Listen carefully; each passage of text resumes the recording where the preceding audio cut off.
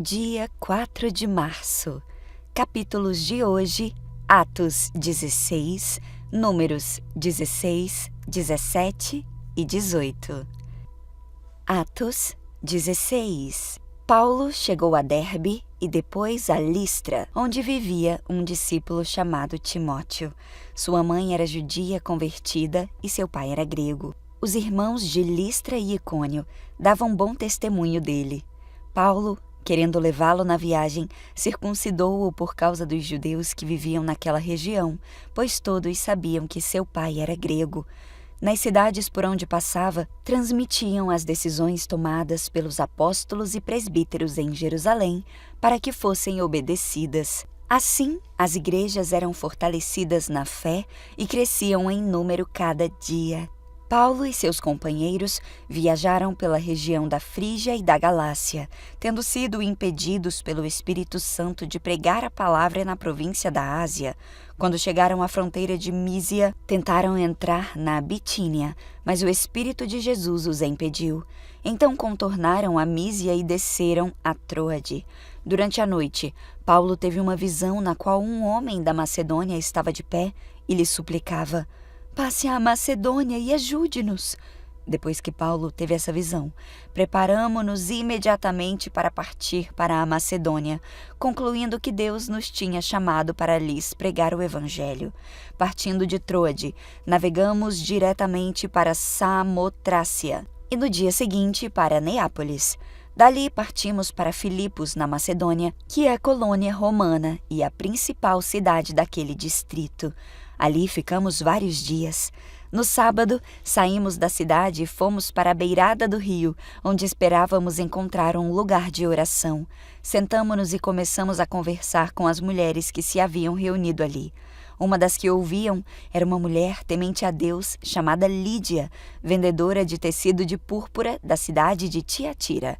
O Senhor abriu seu coração para atender à mensagem de Paulo. Tendo sido batizada, bem como os de sua casa, ela nos convidou dizendo: "Se os senhores me consideram uma crente no Senhor, venham ficar na minha casa." E nos convenceu. Certo dia, indo nós para o lugar de oração, encontramos uma escrava que tinha um espírito pelo qual predizia o futuro. Ela ganhava muito dinheiro para os seus senhores com adivinhações. Essa moça seguia a Paulo e a nós gritando: "Estes homens são servos do Deus Altíssimo! Eles anunciam o caminho da salvação!" Ela continuou fazendo isso por muitos dias. Finalmente, Paulo ficou indignado, voltou-se e disse ao espírito: "Em nome de Jesus, eu lhe ordeno que saia dela." No mesmo instante, o espírito a deixou. Percebendo que a sua esperança de lucro tinha se acabado, os donos da escrava agarraram Paulo e Silas e os arrastaram para a praça principal diante das autoridades.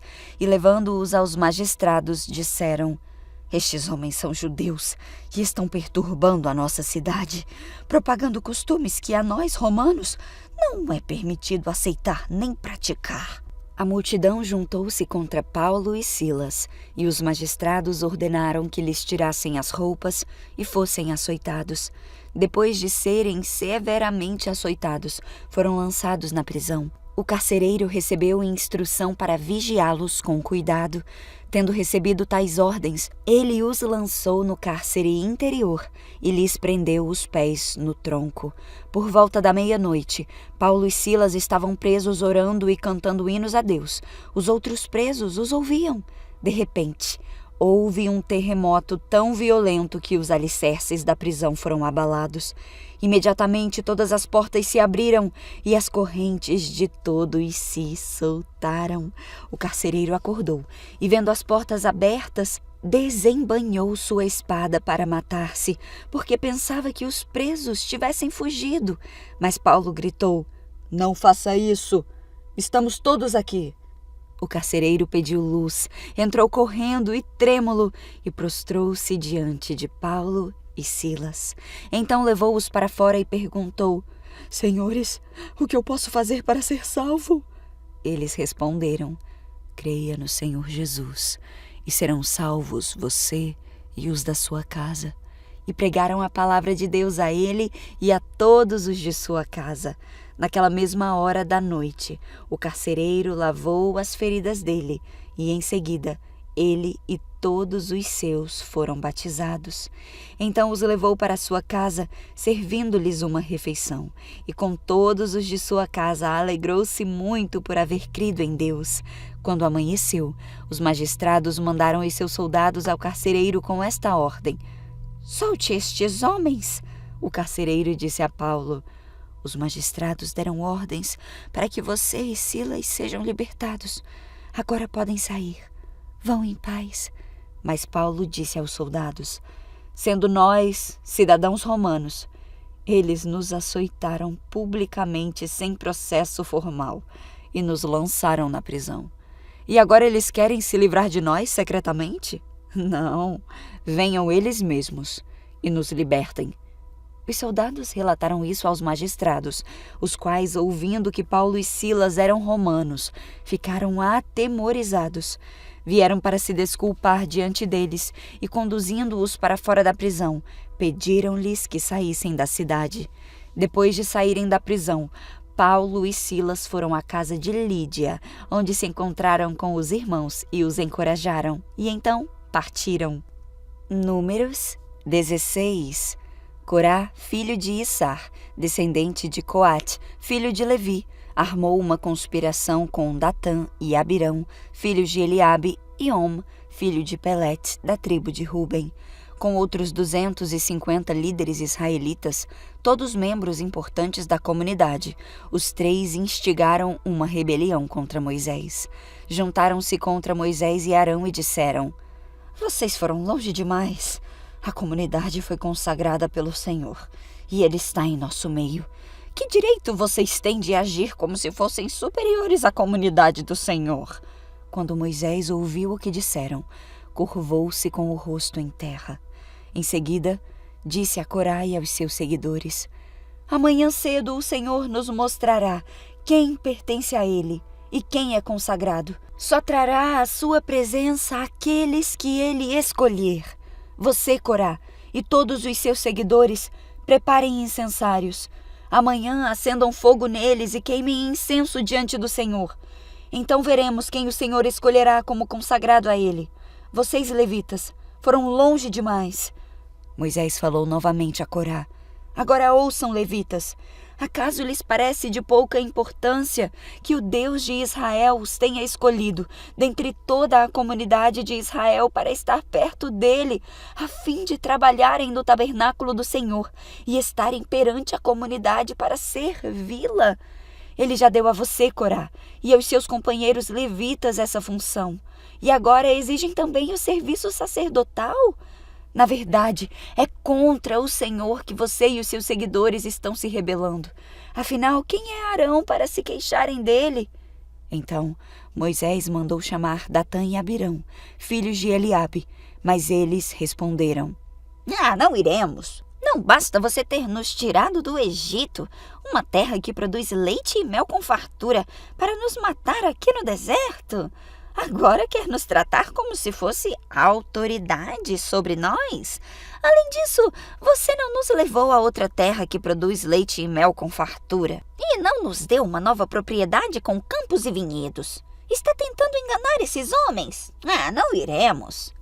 Moisés ficou furioso e disse ao Senhor: "Não aceites as ofertas de cereais deles. Não tomei deles nem sequer um jumento, e jamais lhes fiz algum mal." E Moisés disse a Corá: "Você e seus seguidores venham aqui amanhã e apresentem-se diante do Senhor. Arão também virá. Você e cada um dos seus 250 seguidores prepararão um incensário e colocarão incenso nele, a fim de apresentá-lo diante do Senhor. Arão também trará o seu incensário." Cada um deles preparou um incensário, acendeu o fogo e colocou incenso nele. Depois, todos se apresentaram à entrada da tenda do encontro com Moisés e Arão. Corá havia instigado toda a comunidade contra Moisés e Arão, e todos se reuniram à entrada da tenda do encontro. Então, a presença gloriosa do Senhor apareceu a toda a comunidade, e o Senhor disse a Moisés e a Arão: "Afastem-se dessa comunidade, para que eu a destrua agora mesmo.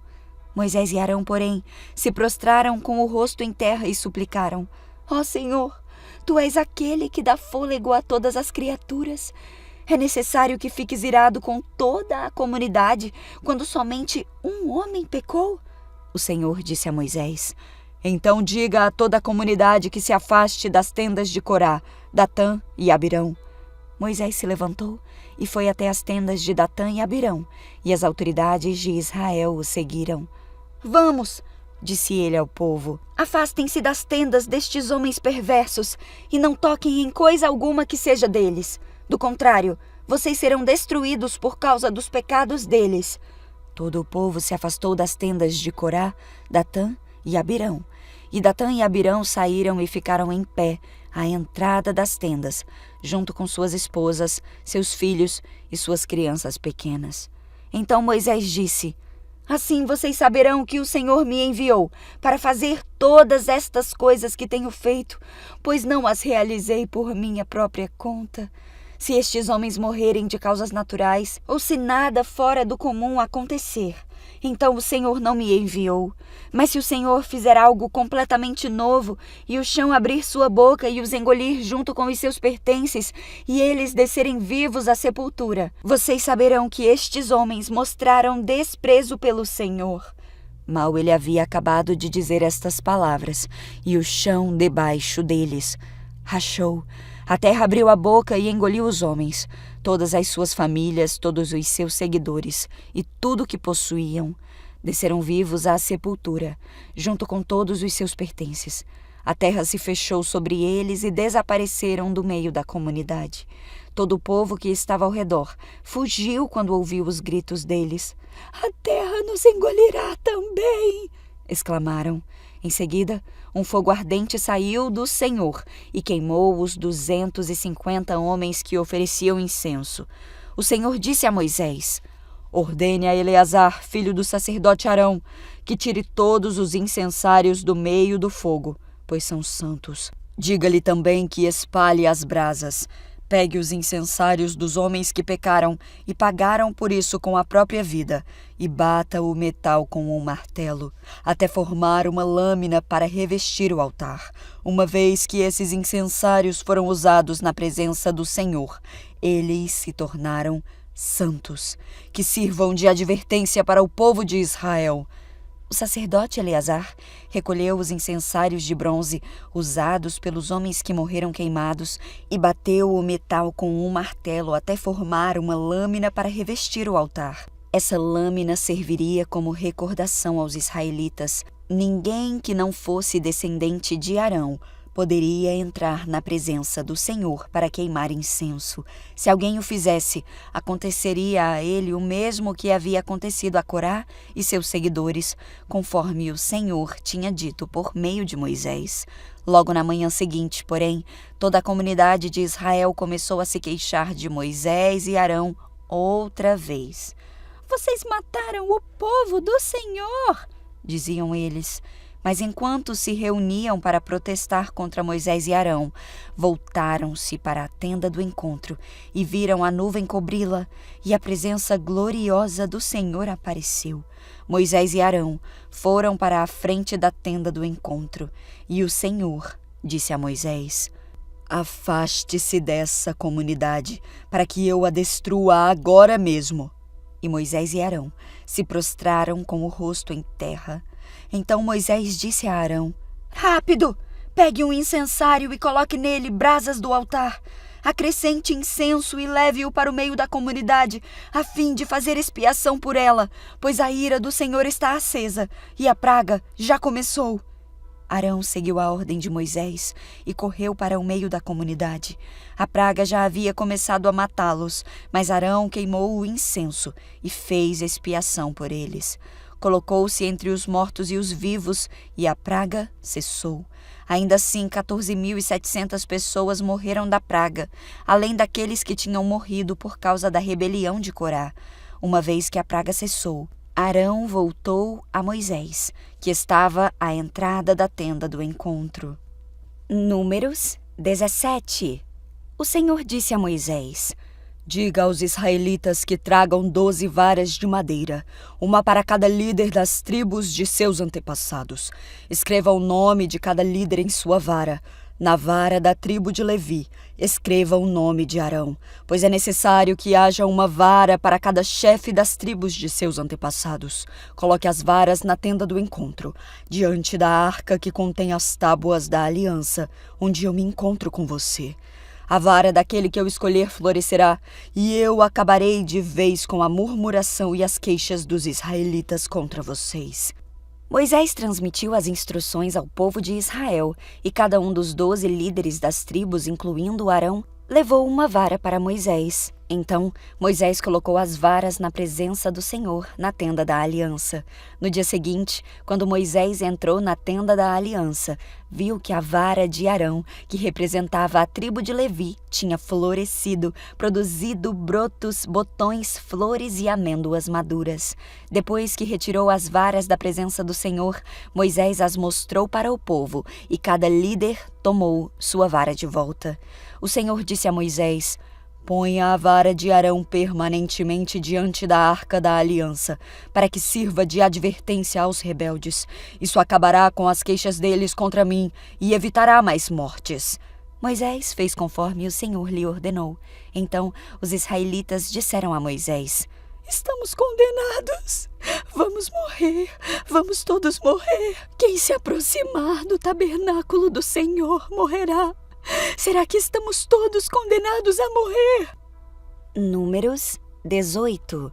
O Senhor disse a Arão: Você e seus filhos e seus parentes da tribo de Levi serão responsabilizados por quaisquer ofensas relacionadas ao santuário, mas somente você e seus filhos serão responsabilizados por ofensas relacionadas ao serviço sacerdotal. Traga seus parentes da tribo de Levi, a tribo de seus antepassados, para ajudarem você e os seus filhos a cumprir o serviço diante da tenda da aliança. Quando os levitas realizarem as tarefas que lhes foram designadas na tenda, deverão cuidar para que não se aproximem de qualquer dos objetos sagrados, nem do altar. Se o fizerem, tanto eles como vocês morrerão. Junto com vocês, os levitas cumprirão as responsabilidades de cuidar da tenda do encontro e trabalhar nela. Mas ninguém que não seja autorizado poderá se aproximar. Vocês se encarregarão pessoalmente do serviço no santuário e no altar, para que a minha ira não volte a se acender contra o povo de Israel. Eu mesmo escolhi, dentre todos os israelitas, seus parentes, os levitas, como presente para vocês, consagrados ao Senhor para o serviço na tenda do encontro. Mas você e seus filhos, os sacerdotes, devem se encarregar pessoalmente de todo o serviço sacerdotal relacionado ao altar e ao que está por trás da cortina interna. Eu lhes dou o serviço sacerdotal como um presente. Qualquer pessoa não autorizada que se aproximar do santuário será morta. O Senhor disse ainda a Arão: Eu mesmo o encarreguei de todas as ofertas sagradas que os israelitas trazem a mim. Dou todas essas ofertas consagradas a você e aos seus filhos como sua porção permanente. A parte das ofertas santíssimas que não é queimada no fogo é reservada para vocês. Essa porção de todas as ofertas santíssimas trazidas a mim, tanto as ofertas de cereal como das ofertas pelo pecado e das ofertas pela culpa, é santíssima e pertence a você e a seus filhos. Comam-na como oferta santíssima. Todos os sacerdotes a comerão e a considerarão santíssima. Todas as ofertas sagradas e ofertas movidas que os israelitas apresentarem a mim, movendo-as para o alto diante do altar, também pertencerão a vocês. Eu as dou a você e aos seus filhos e filhas como sua porção permanente. Cada membro de sua família que estiver cerimonialmente puro comerá dessas ofertas. Também dou a vocês as primeiras ofertas das colheitas que o povo apresentar ao Senhor, o melhor do azeite, do vinho novo e dos cereais. Todas as primeiras colheitas da terra que o povo apresentar ao Senhor pertence a vocês. Qualquer membro de sua família que estiver cerimonialmente puro comerá desses alimentos. Tudo que em Israel for consagrado para o Senhor também pertence a vocês. O primeiro filho de cada família e a sua primeira cria de cada animal oferecidos ao Senhor serão seus. Mas o primeiro filho e a primeira cria de animais cerimonialmente impuros serão sempre resgatados. Vocês deverão resgatá-los quando eles tiverem 1 mês de idade. O preço do resgate é de 5 peças de prata, com base no ciclo do santuário, equivalente a 12 gramas cada peça. Não deverão resgatar, porém, as primeiras crias das vacas, ovelhas e cabras. Elas foram separadas. Asperja seu sangue sobre o altar e queime a gordura como oferta especial, um aroma agradável ao Senhor. A carne desses animais pertencerá a vocês, como o peito e a coxa direita, que são movidas para o alto como oferta especial diante do altar. Sim, eu dou a você. Todas essas ofertas sagradas que os israelitas apresentam ao Senhor são para você e seus filhos e filhas, para serem consumidos como sua porção permanente.